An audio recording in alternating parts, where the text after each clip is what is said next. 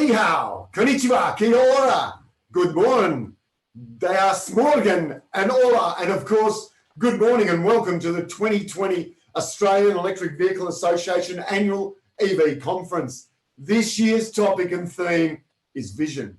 Hold that thought with vision. My name's John Harris. I have the pleasure of being the MC for the fourth time, which either tells me I'm too cheap or I'm doing okay at it so far. But this is a very different year, ladies and gentlemen, and I think we all know, and few of us have been resilient to the realities of a global pandemic. It's okay to feel vulnerable, to take a break, but now it's time to gather, move on, repivot, and get back into action again. That's what today's about. We've got the most incredible lineup of speakers, 48 individual global geniuses from every corner, and they also have vision as their driving force, ladies and gentlemen, and none more so than the Victorian Government. And thank goodness for Victoria's efforts. We commend every Victorian today for their diligence and desire and devotion to clearing their state. And thank goodness that we have the Minister here today. I want to thank Jet Charge too. When I started 4 years ago, I couldn't believe how many companies were actually involved. And now there's just so many more. But Jet Charge, our friends at AEVA, building their charging network without, anybody's help or government support. The FEMA people with solar inverters and e-mobility systems. Fantastic company. Check them out. And of course, our good sponsors at Transport Mutual Credit Union, where their product is the Green Road Loans. So soon you won't have to buy your kids a car or a house. You'll be able to go to Transport Mutual Credit Union. Ladies and gentlemen, when it comes to vision, someone has to put a conference on like this. Last year, we had 10,000 people in Sydney, cars going everywhere. And if it wasn't for vision, if it wasn't for the sponsors, we'd be at Macca's in Broadmeadows doing donuts in the car park. So let's kick it off. Let's start with the man who is the vision, who is the president. Ladies and gentlemen, please welcome Chris Nash. Thanks, John. Wonderful opening. As we start, welcome everybody, and I'd just like to make the acknowledgement of country. In the spirit of reconciliation, the Australian Electric Vehicle Association acknowledges the traditional custodians of country throughout Australia and their connections to land, sea and community. We pay our respect to their elders past and present and extend that respect to all Aboriginal and Torres Strait Islander peoples today. Well, a big welcome to everybody out there right around the globe. We've got people beaming in from all over the place. It's been an amazing year, and the fact that we've managed to get here and get this put on, absolutely delighted. So a big thank you to all of our crew in the Victorian branch who've managed to get this put on, and especially before we start, a massive thanks to Bryce Gatton and Kath and Brendan Davies for all the hard work that they've done to get us here today. But today, very exciting. We've got a huge range of fantastic guests, and I'd like to welcome some of our special guests. Especially like to welcome the Honourable Lily D'Ambrosio, who you'll hear from in a moment, the Chair of the EV Council, Tim Washington, the CEO of the EV Council, Behad Jafari, the Chair of Better Trust New Zealand, Catherine Trounsden, the Chair of EVA Scotland, Alistair Hamilton, the Secretary General of the Norwegian EV Association, Christina Boo, the President of the Vancouver EV Association, John Stonia, Professor Tim Flannery, and the Fully Charged founder, Robert Llewellyn. We've got an absolutely fantastic day lined up. I can't wait to get into it. So much content, so much information.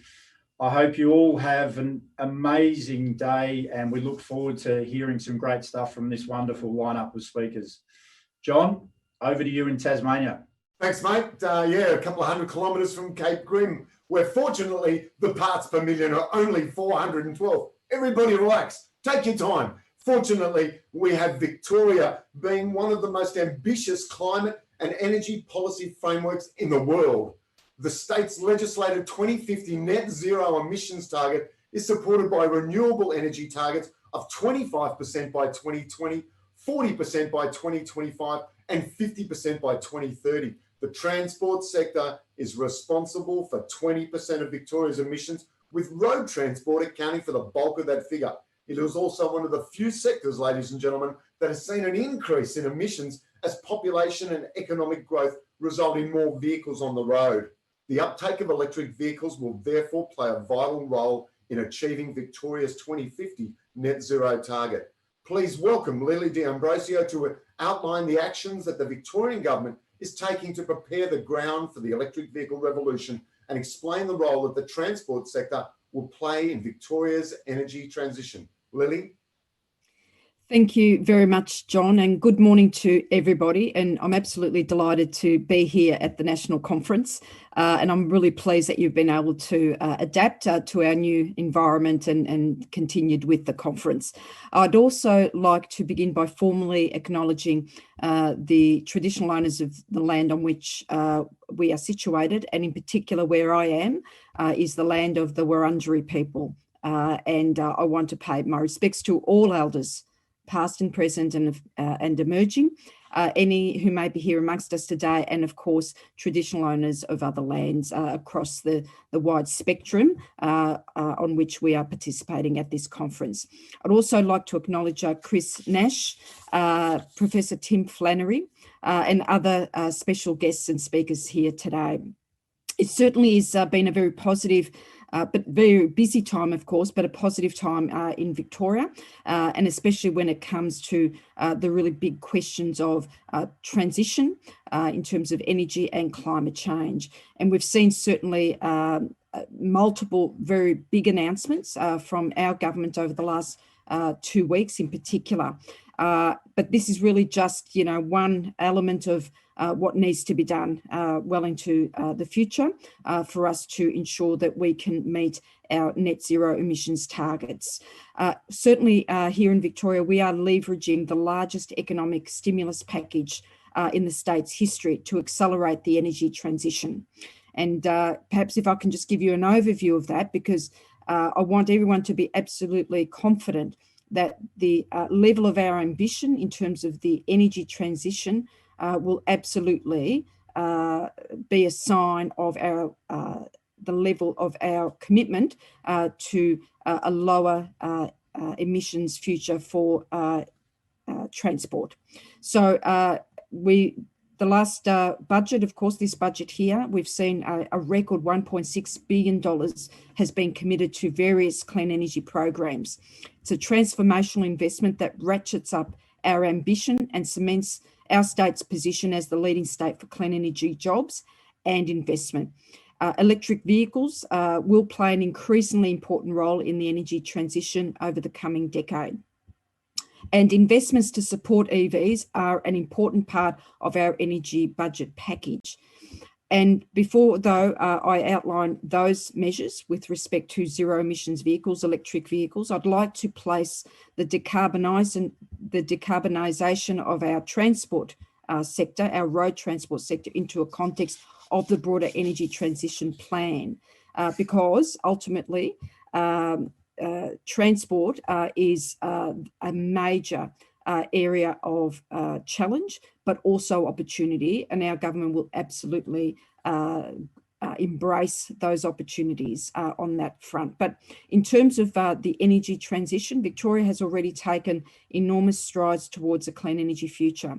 Under our government, the share of renewables in power generation has already been mentioned, is very much going to be underpinned and delivered by our very ambitious renewable energy targets. But looking at what we've achieved thus far, we have more than doubled the renewable power generation here in Victoria from 10% when we were first elected just 6 years ago to now 25% this year. As a consequence of our ambitious targets and policies, emissions in this sector have fallen by more than 30% since 2014. And amongst all states, Victoria has recorded the greatest reduction in total emissions during the same period.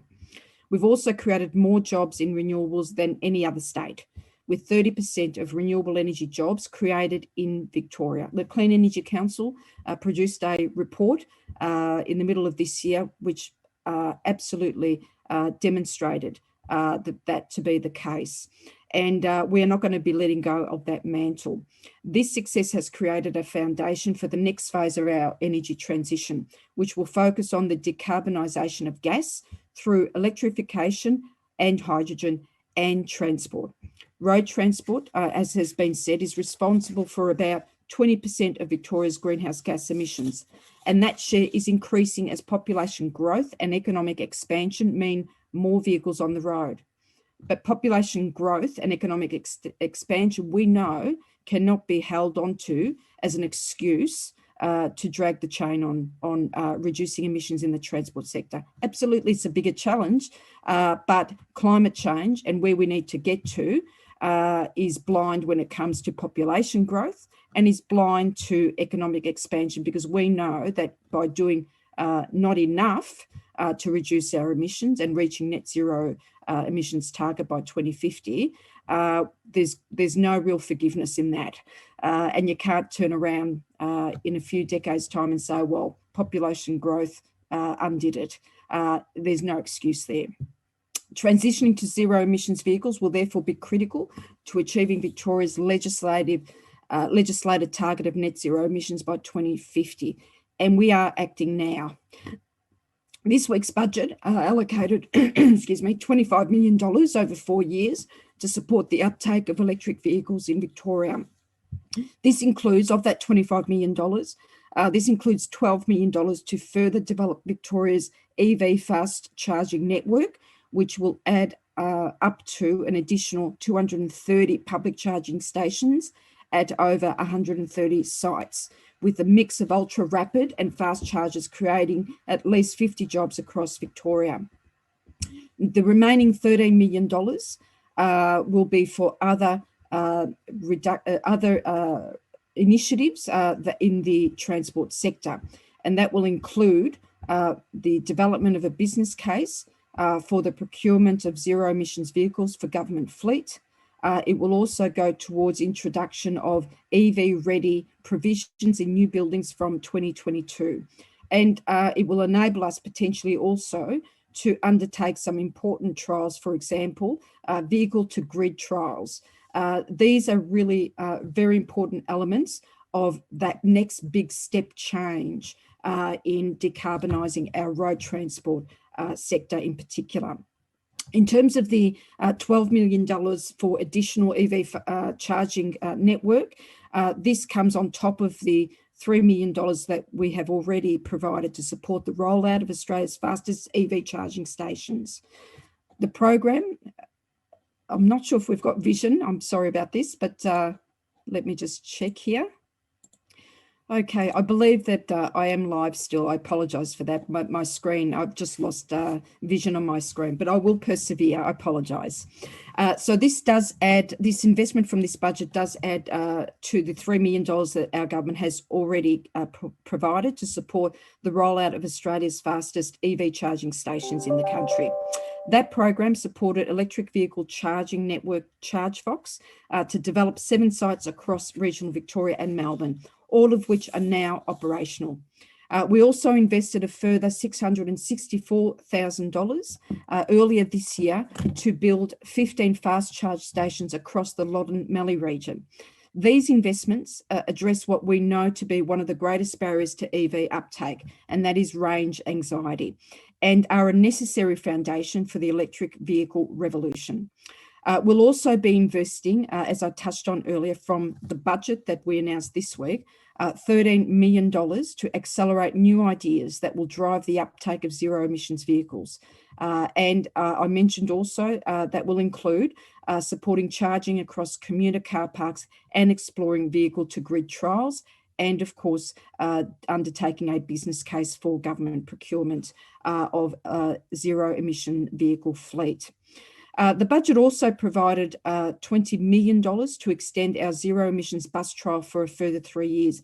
Minister Carroll is the steward of that initiative as the Transport Minister, and I know that he's absolutely excited to take that really important trial to its next level. The first phase of the trial saw an electric bus running on a busy route for the past year with very, very impressive results. The extended trial will test the viability of different zero emissions technologies and will provide the opportunity to support local manufacturers and supply chains. This is something that is at the heart of our government's transition and transformation of climate change and sector revolution, whether it's in the energy sector and now, of course, extending it to transport and other sectors. The budget also included a road usage charge on electric vehicles, something that has received considerable attention since its announcement. And I want to be absolutely clear that the tax in the context of our broader energy program is very important to understand. And first, I want to make it absolutely clear that we as a government are absolutely committed to a zero emissions vehicle future. We've etched that commitment into law via our legislated net zero emissions targets. And importantly, the level of ambition that is being required of us as a government in that legislation is second to none right across the country. While others have indicated either aspirational commitments to net zero emissions, we've legislated for it, and we've also legislated for interim emissions targets, and I will be having more to say about that shortly, and also putting a very strong obligation on the most important sectors that will need to see significant progress made in reducing emissions, targeting those. And again, I'll talk about that very shortly. We've also underlined our commitment with our $1.6 billion clean energy package. And second, the modest charge for road use is more than offset by our $45 million investment in EV technology in this budget. The budget also provides a further $110 million for innovation in energy technology solutions. And this is very important for us to also understand. And we've only just started when it comes to electric vehicles. There is a big future here for us, and our government will absolutely be a strong leader in this regard. Our government understands the multiple benefits that electric vehicles deliver beyond emissions reductions. We want new industries and jobs. We want smart charging technology that supports our electricity grid. We want better air quality, and we have a plan to deliver these benefits. Next year, we will be releasing a zero emissions roadmap, which will outline the actions our government will take in the next decade to unlock the benefits of EVs. This will include support for research and innovation, the development of new industry and workforce opportunities, regulatory changes, and the rollout of necessary infrastructure.